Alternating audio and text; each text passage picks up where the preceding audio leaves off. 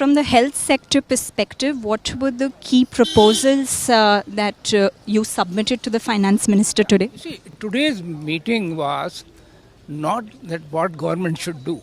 This basically was from the finance minister. So naturally they are interested to know where the budgetary allocation should go.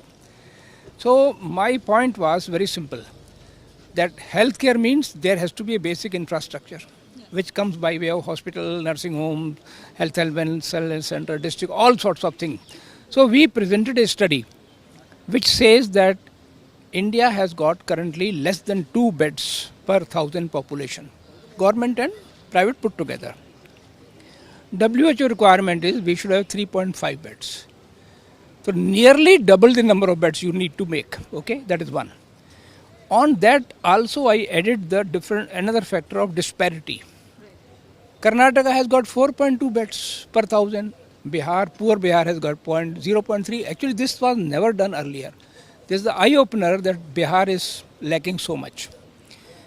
Other point which I mentioned was that tertiary care beds, that specialist service, 85% of overall are with the private sector.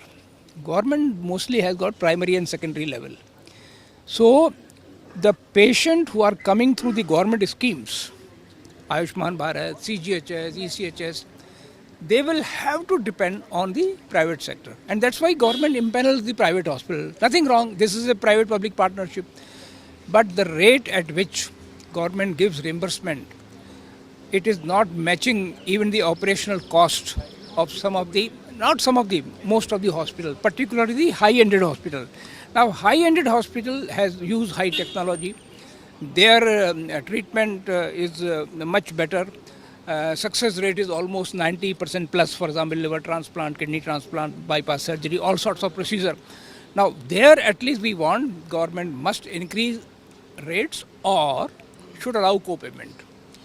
Sir, especially in terms of the reimbursement that you were discussing, did the minister or the officials tell you that they're going to look into this issue of? See, because the revision of rates will actually be done by the health ministry. Yes. Today was the finance ministry job. So we only suggested that they need to give increased allocation for reimbursement. Exact rates will have to be worked out by National Health Authority. Okay. So one last question. Few budget wish list and expectations are that government also looks into for elderly people. Now, did you have any specific? This was a specific point on our slide. The geriatric care, number one, dementia-related issues. So we said that we must identify a criteria, which we, by the way, we have as an association, where hospital should be designated as a dementia-friendly hospital. Because today, if a dementia patient goes to operation theatre or ICU, even nurse will not be able to understand that what are the issues, because they will not be. So we need to train these people. That's why I call it dementia-friendly hospital. We are working on that. And one more point I submitted, that let there be a central fund on accident. So any trauma patient goes to any private hospital, he should be treated and this hospital should be reimbursed. That is what.